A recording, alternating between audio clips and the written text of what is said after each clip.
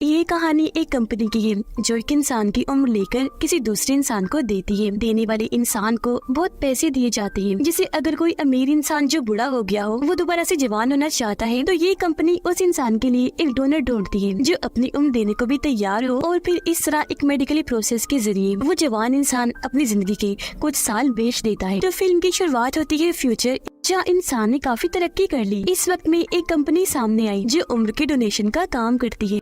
अब हम उसी कंपनी के मैनेजर को देखते हैं जिसका नाम मैक्स है। वो दो आपस में मिलते जुलते डोनर्स को ढूंढता है, क्योंकि ये उम्र डोनेट करने का काम ऐसे ही नहीं हो जाता। जाहिर है उसे ढूंढना मुश्किल है, लेकिन अगर वो मिल भी जाए तो ये उसकी मर्जी है कि वो अपनी जिंदगी के कुछ साल देता भी है या नहीं, और उनका डीएनए मिलना भी जरूरी है। तो मैक्स ऐसे डोनर्स को ढूंढकर उन्हें राजी करने की कोशिश करता है कि वो अपनी उम्र बेच डाले। आज भी वो एक फैमिली से मिलने आया जिनका एक 18 साल का बेटा था, वो भी किसी का मैचिंग डोनर था। वो उसे समझा रहा था कि अगर तुम अपनी जिंदगी के 15 साल दे दो तो हमारी कंपनी तुम्हें 7 लाख यूरो दे सकती है, जो बहुत ज्यादा पैसे हैं जिनकी मदद से तुम कुछ भी कर सकते हो, अच्छा पढ़ लिख सकते हो, अपनी फैमिली की मदद कर सकते हो, इसके अलावा और भी बहुत कुछ। लेकिन वो लड़का सोच भी पड़ गया, क्योंकि ऐसे वो अपनी पूरी जवानी पर बात कर लेगा। पर मैक्स बहुत चालाक था, वो अपने क्लाइंट्स को राजी कर लिया करता था, तो लड़की को भी वो मना लेता है, क्योंकि वो लड़का जानता था कि 15 सालों में मैं 7 लाख यूरो नहीं कमा पाऊंगा। हालांकि लड़के की मोम को ऐसा करना बुरा लग रहा था, पर वो बेचारे गरीब लोग थे, मजबूरी की वजह से उन्हें ऐसा करना पड़ता है। अब यहाँ उनकी डील पक्की हो गई, जिसके बाद मैक्स अपनी कंपनी में वापस आने लगा। यहाँ की दुनिया हमें दिखाई गई, जहाँ बेचारे गरीब लोग झोपड़ियों में रहते हैं, जबकि अमीर लोग आलीशान घरों में। यहाँ कुछ लोग ऐसे भी हैं जो इस कंपनी के खिलाफ हैं और अक्सर एहतजाज वगैरह करती रहते हैं। कंपनी में आने के बाद यहाँ उनकी काफी बड़ी मीटिंग थी, क्योंकि मैक्स और उसके जैसे कई सारे मैनेजर्स को उनकी काबिलियत पर इनाम दिए गए थे, क्योंकि उन्होंने बहुत अच्छा काम किया। बहुत सारे लोग इनको ला कर दिए। यहाँ हमें कंपनी की हेड भी दिखाई जाती है, जिसका नाम सोफी है, और ये टाइम डोनेशन वाला आइडिया उसका ही था जो आज तक काम कर रहा था। यह सोफी अपने लोगों को स्पीच देती है। उसकी बातें ऐसी थी जैसे इस प्रोसेस में सबका फायदा है। यह कंपनी के बहुत सारे लोग जानते थे कि ये गलत है, पर बेचारे मजबूर होने की वजह से चुपचाप बस काम करती थी। सोफी यहाँ कहती है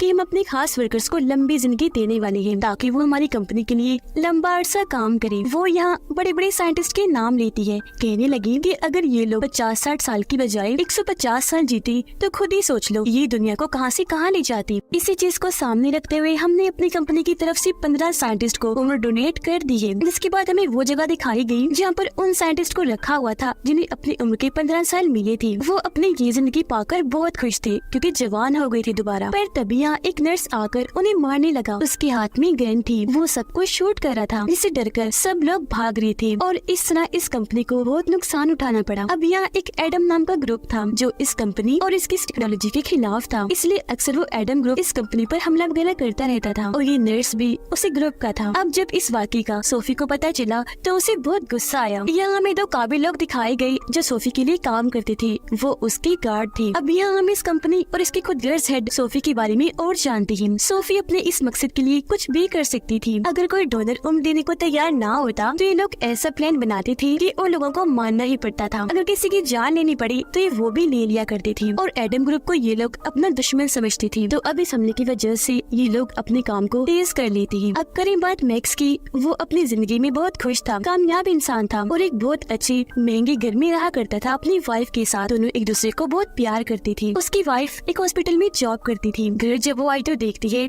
कि मैक्स मेरे लिए खाना बना रहा है, तो वो बहुत खुश हो जाती है। अब ये लोग जिस घर में रह रही थी वो इन्होंने लोन पर लिया था, यानी कर्ज लेकर खरीदा था, पर अभी तक लोन उतारा नहीं था। लेकिन यहाँ मैक्स को यकीन था कि मैं लोन चुका दूंगा, तो वो रिलैक्स रहा करता था। उसे बच्चों का बहुत शौक था, और यहाँ ये दोनों हस्बैंड वाइफ काफी अच्छा वक्त गुजार रही थी। अब उसकी वाइफ अपने मॉम डैड से मिलने उनके घर आई। यहाँ मैक्स की वाइफ के डैड भी उसकी कंपनी के काफी खिलाफ थी, इसलिए उन दोनों की इस बात को लेकर बहस हो जाया करती थी। लेकिन मैक्स अपनी कंपनी को बुरा नहीं कह सकता था। वो चाहता था कि लोग इस बात को समझे कि हम कितनी मेहनत करते हैं। फिर शाम को जब ये लोग घर पहुँचे तो ये देखकर इनकी होश उड़ गई कि हमारी बिल्डिंग में आग लग चुकी है और पूरा ही घर जल गया है। उसकी वाइफ को काफी बड़ा झटका लगा, वो काफी परेशान हो गई। तब मैक्स उसे हौसला देने लगा, समझाता है कि रिलैक्स लो, सिर्फ सामान का नुकसान हुआ है, क्योंकि घर का लोन आग लगने की वजह से इंश्योरेंस वाले दे देंगे। पर झटका तो इन्हें तब लगता है जब इंश्योरेंस वाले ऐसा करने से मना कर देते हैं, क्योंकि उनका कहना था कि आग मोमबत्ती की वजह से लगी और लोगों की लापरवाही है, तो किसी भी नुकसान की भरपाई हम नहीं करेंगे। अब ये सुनकर दोनों हस्बैंड वाइफ काफी परेशान हो जाते हैं, क्योंकि लोन बहुत ज्यादा था। अगर मैक्स सारी जिंदगी में नौकरी करे तब ये लोन नहीं चुका सकता था, क्योंकि ये लोन 2.5 मिलियन यूरो थे।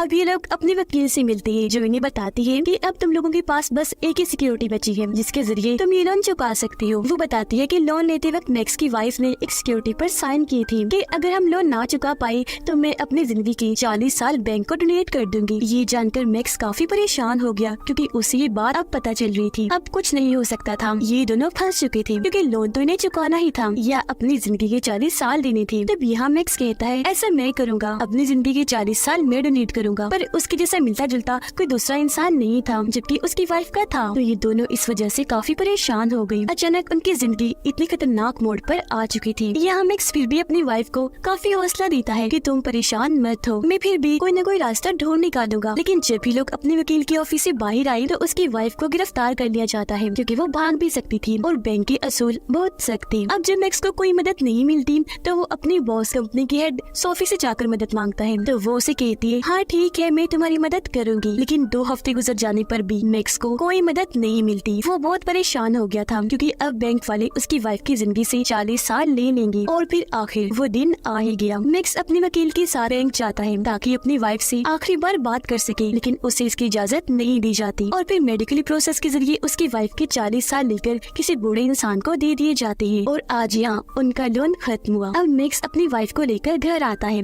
ये दोनों काफी परेशान थे। उसकी वाइफ बूढ़ी होने लगती है। मैक्स अभी भी कोई न कोई रास्ता ढूंढने की कोशिश कर रहा था जिससे उसकी वाइफ दोबारा जवान हो जाए। ये दोनों चाहते थे कि इनके बच्चे हो, जो चीज अब मुमकिन नहीं थी। बढ़ती उम्र की वजह से उसकी वाइफ उदास रहने लगी थी। उनके बीच भी सब वैसी नहीं था जैसे पहले हुआ करता था। अब एक दिन मैक्स जब पार्क में बैठा था तो उसके पास एक बच्ची आई जो अपने बैग में नशा बेचने आई थी। अब मैक्स उससे नशा तो नहीं खरीदता पर बच्ची को याद रखता है। अब जब उसे अपनी वाइफ की ऐसी हालत नहीं देखी जाती तो वो फैसला करता है कि मैं उस इंसान को ढूंढूंगा जिसे मेरी वाइफ की उम्र मिल गई है और उससे उम्र वापस लेकर ही रहूंगा। वो अपनी वाइफ को उसके मोम डैड के घर छोड़ाता है। अपनी बेटी को इतना बुरा देखकर उसके मोम डैड मैक्स को ही कसूरवार कहती है। इस पर वो कहता है कि आप लोग फिक्र ना करो, मैं इसे ठीक करके ही रहूंगा। वो उस बच्चे के पास आया जो उसे पार्क में नशा बेचने आई थी। असल में ये कोई बच्ची नहीं थी बल्कि इसने भी उस प्रोसेस के जरिए अपनी उम्र इतनी कम कर दी थी। मैक्स यहाँ उसके पास इसलिए आया था ताकि वो जान सके कि आखिर उसने ऐसा कैसे कर लिया। तो वो बताती है कि उम्र लेने के लिए आपके पास जाहिर है यूरो होने चाहिए और उम्र देने वाला इंसान और लेने वाला इंसान दोनों भी, और तुम्हें इस प्रोसेस के लिए रशिया जाना होगा जिसके लिए मैक्स मान भी गया। वो सबसे पहले पता लगवाता है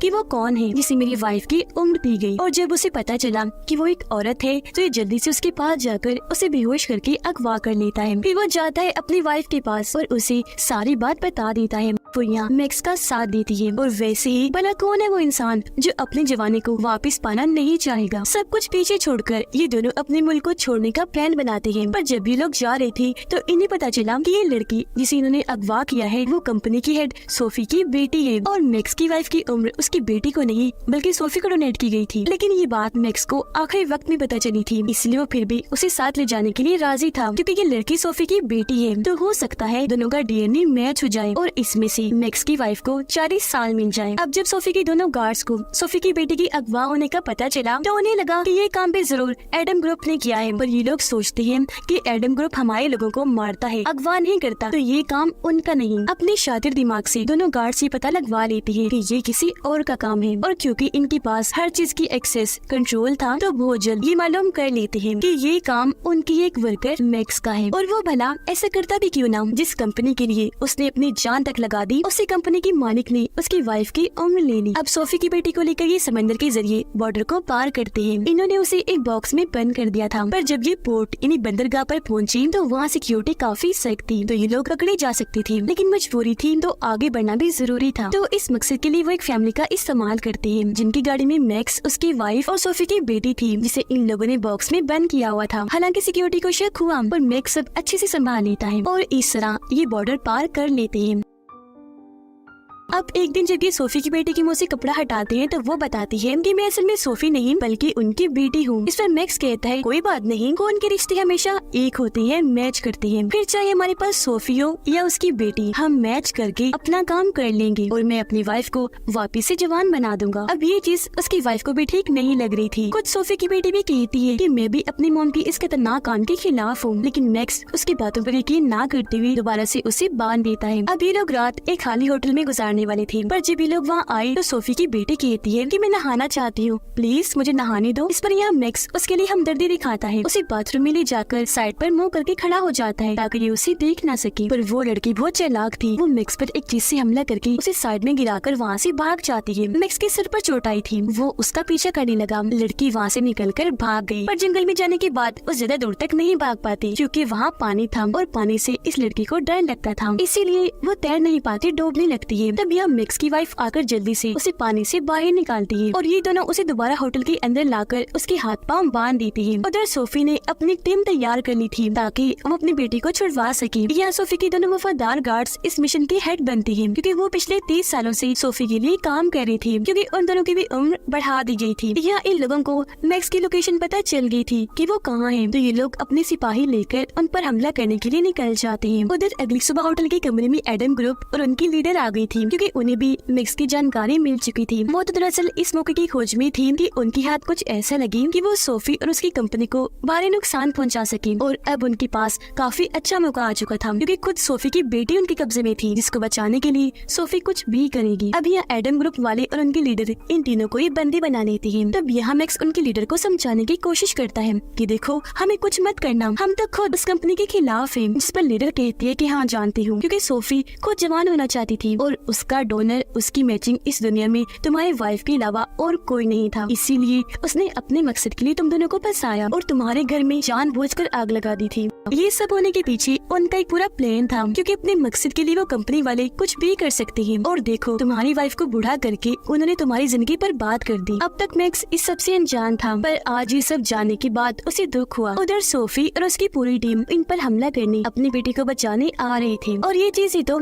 एडम ग्रुप की लीडर चाहती थी क्योंकि उसे किसी भी हाल में सोफी चाहिए थी ताकि वो उसे उसके गलत कामों की सजा दे सके और पूरी दुनिया को दिखा सके। अब मैक्स के पास और कोई रास्ता नहीं था अगर वो अपनी वाइफ को जिंदा देखना चाहता है तो, इसलिए उसे लीडर की बात माननी ही पड़ती है। यहाँ पूरा प्लान तैयार किया जाता है। मैक्स का काम होगा कि वो अपनी बातों में उलझाकर सोफी को बिल्डिंग के अंदर ले आए, जिसके बाद एडम ग्रुप उसे पकड़ लेगा। फिर अब जब सोफी और उसकी टीम इस जगह के बाहर आकर रुकती है तो तभी मैक्स बाहर आता है, कहने लगा कि मैं सिर्फ सोफी से बात करना चाहता हूँ। जो सुनकर सोफी आगे आई, उसे कहती है कि मेरी बेटी को छोड़ दो, बदले में मैं तुम्हें ढेर सारे पैसे दूंगी। फिर मैक्स उसे कहता है अच्छा चलो अंदर चलो, इस बात पर हम अंदर चलकर बात करते हैं। पर सोफी की गार्ड को शक हो गया, वो उसकी तरफ गन करके कहती है ये एक चाल है। अब उसकी गार्ड की गन देखकर एडम ग्रुप के लीडर भी अपने लोगों को उन पर गोलियां चलाने का हुक्म देती थी, जिसके साथ ही दोनों तरफ से गोलीबारी शुरू हो गई। इस बीच फायदा उठाकर मैक्स अपनी वाइफ और सोफी की बेटी को लेकर यहाँ से निकल जाता है। अब यहाँ पहले तो मैक्स की वाइफ को सोफी की बेटी पर तरस आया और वो अपना इरादा बदलने लगी कि मुझे इसकी जिंदगी खराब नहीं करनी चाहिए, इसकी जवानी बर्बाद नहीं होनी चाहिए। पर बहुत जल्द उसे एहसास हो गया कि वो भी बिल्कुल अपनी मोम सोफी की तरह ही खुद गर्द से उस पर तरस खाना नहीं चाहिए, इसलिए वो खुद उसे लेकर डॉक्टर के पास जाती है अपना और उसका मेडिकली प्रोसेस करने के लिए।